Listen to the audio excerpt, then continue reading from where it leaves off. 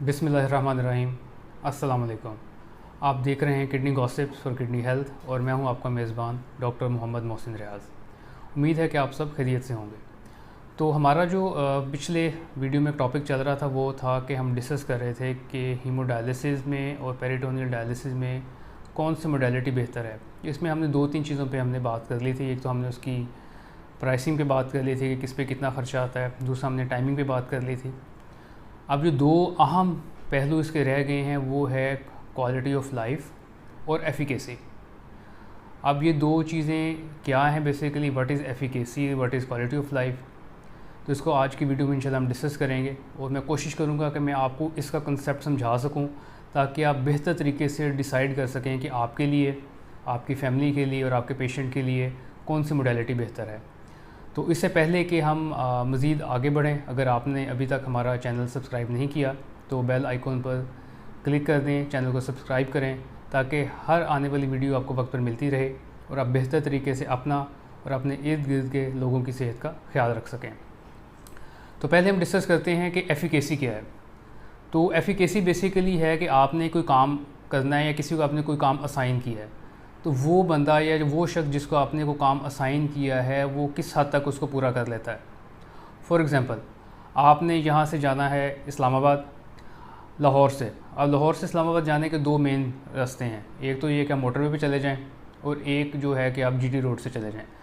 अब वो दोनों रास्ते जो हैं वो आपको अपनी मंजिल पे यानी कि इस्लामाबाद पहुंचा देंगे। तो ये बेसिकली कॉन्सेप्ट है एफिकेसी का, कि यानी कि आपका मकसद है कि आपने लाहौर से इस्लामाबाद जाना है और उसके लिए आप कौन सा रास्ता इस्तेमाल करते हैं। आप मोटरवे से चले जाएं या आप जीटी रोड से चले जाएं, दोनों तरीके से आप इस्लामाबाद पहुंच जाएंगे। तो ये है एफिकेसी। तो इसी एफिकेसी का मतलब ये है डायलिसिस और हीमोडायलिसिस में कि क्या दोनों जो मोडालिटीज़ हैं वो किस हद तक यूरिया को और क्रेटिनिन को कम करती हैं और किस हद तक नमकियात को मैनेज कर सकती हैं। तो ये दोनों काम अगर हम कंपेयर करें तो इसमें तकरीबन दोनों सेम हैं, इसमें कोई बहुत ज़्यादा डिफरेंस नहीं आता, इसमें कोई स्टैटिस्टिकल डिफरेंस नहीं है। अगर हम स्टडीज़ जो हमने देखी हैं उसके अंदर तकरीबन दोनों सेम है। थोड़ा सा माइनर सा डिफरेंस है जो हमने पहले डिस्कस किया था रिगार्डिंग पोटाशियम का और रिगार्डिंग के उसमें खाने पीने का, वो इंशाल्लाह मैं इसके बाद आपसे डिस्कस करता हूँ। अब एफिकेसी के बाद आ जाती है क्वालिटी ऑफ लाइफ। अब क्वालिटी ऑफ लाइफ का मतलब क्या है, ये बेसिकली ना एक सब्जेक्टिव एक चीज़ है। हो सकता है मेरे लिए क्वालिटी ऑफ लाइफ का मकसद डिफरेंस कुछ और हो, आपके लिए क्वालिटी ऑफ लाइफ का मतलब कुछ और हो। जैसे अब जैसे मैंने आपको पहले अभी एक छोटी सी मिसाल दी है कि अगर आपने लाहौर से इस्लामाबाद जाना है तो आपके पास 2 रास्ते हैं, एक जीटी रोड का है और एक मोटरवे का है। अब कुछ लोग ऐसे हैं जिनको पसंद है जी कि वो आराम से बस मोटरवे पे गाड़ी चढ़ाएं और आराम से चलते जाएं और इस्लामाबाद पहुंच जाएं, उनको बहुत ज़्यादा कोई डिस्टर्बेंस ना हो। अब कुछ लोग ऐसे हैं वो उनका ख्याल होता है जी कि हम जीटी रोड से जाएंगे, आराम से बीच में स्टे भी करेंगे, 2-4 साथ खाना शाना खाएँगे, हम अपनी सीनरीज इंजॉय करेंगे और हम आराम से तसल्ली के साथ पहुंच जाएंगे। उनका हमें कोई जल्दी नहीं है या हमें कोई ऐसा मसला नहीं है। तो इसलिए ये 2 स्कूल ऑफ थॉट्स हैं या 2 ऐसे ग्रुप हैं। अब दोनों अपनी अपनी जगह ठीक हैं। आप किसी को किसी के ऊपर फोकियत नहीं दे सकते, हर बंदे की अपनी चॉइस है। तो यही क्वालिटी ऑफ लाइफ है। आप कुछ लोग हैं उनके लिए हो सकता है कि उनको क्वालिटी ऑफ लाइफ बेहतर लग रही हो पेरिटोनियल डायलिसिस के अंदर, यानी उनके लिए एक एक्टिव लाइफ इंपॉर्टेंट है। उन्होंने अपनी सारी जो समाजी मसरूफियात हैं उनको साथ लेके चलना है, या उन्होंने अपनी जॉब करनी है, या उन्होंने पढ़ना है। तो ऐसे जो लोग हैं जो एक एक्टिव लाइफ गुजारना चाहते हैं उनके लिए पेरिटोनियल डायलिसिस में क्वालिटी ऑफ लाइफ बेहतर है।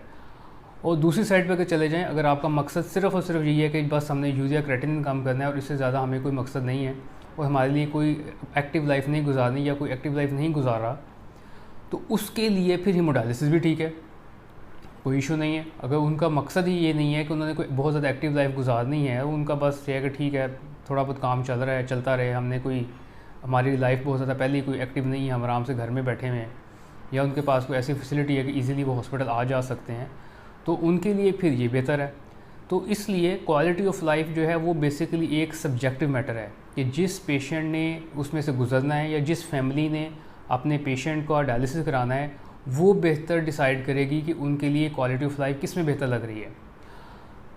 और बाकी अगर हम इसमें भी स्टडीज़ की बात करें, स्टडीज़ के अंदर जो क्वालिटी ऑफ लाइफ है, यानी क्वालिटी ऑफ लाइफ स्टडीज़ के अंदर मेजर की जाती है कि कोई शख्स कितनी एक्टिव लाइफ गुजार रहा है, वो अपना जो सोशल सर्कल है उसके अंदर कितना एक्टिव है, या अगर वो अपनी कोई जॉब कर रहा है या वो अपना कोई बिज़नेस कर रहा है तो उसमें किस हद तक वो फ़ाल है। तो ये जो सारी चीज़ें हैं ये पेरिटोनियल डायलिसिस के अंदर बेहतर हैं और ये स्टैटिस्टिकली प्रूवन चीज़ें हैं जो मल्टीपल स्टडीज़ के अंदर प्रूव हो चुकी हैं।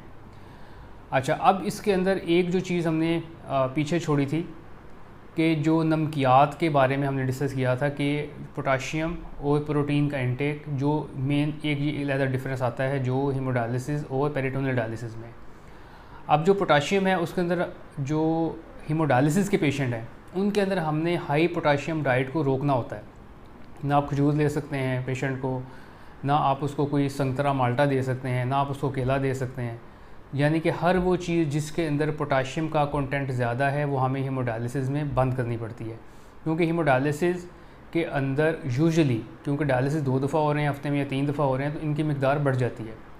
लेकिन अगर आप दूसरी तरफ आ जाएँ पेरिटोनियल डायलिसिस की तरफ तो उसके अंदर हमें यूजुअली मरीज़ों को इनकरेज करना पड़ता है कि वो पोटाशियम वाली चीज़ें ज़्यादा लें, क्योंकि पेरिटोनियल डायलिसिस एक स्लो प्रोसेस है जो 24 आवर्स 24 घंटे चलता रहता है। उसके अंदर पोटाशियम की क्लियरेंस बेहतर हो जाती है, कैल्शियम मेटाबॉलिज्म बेहतर हो जाता है, फिर उसके अंदर जो प्रोटीन की रिक्वायरमेंट है वो बढ़ जाती है। यानी कि यूजुअली जो हमारे पेरिटोनियल डायलिसिस के पेशेंट हैं वो हर किस्म का गोश्त खा रहे होते हैं, यानी मटन भी खा रहे हैं, चिकन भी खा रहे हैं।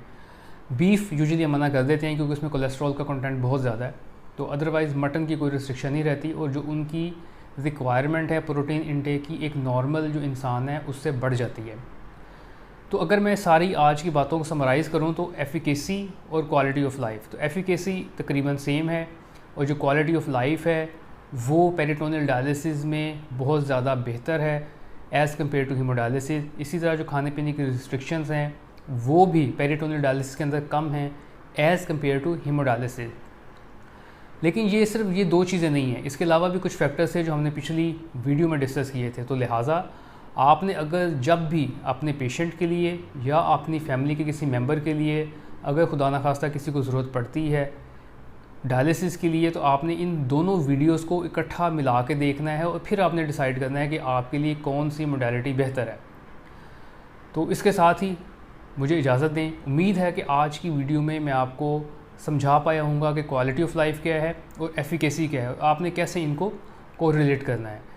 गुर्दों के अमराज की बीमारी की आगाही के लिए और लोगों की फलाह के लिए इस वीडियो को ज़्यादा से ज़्यादा शेयर करें ताकि लोग बेहतर तरीके से अपना और अपने इर्द गिर्द के लोगों की सेहत का ख्याल रख सकें।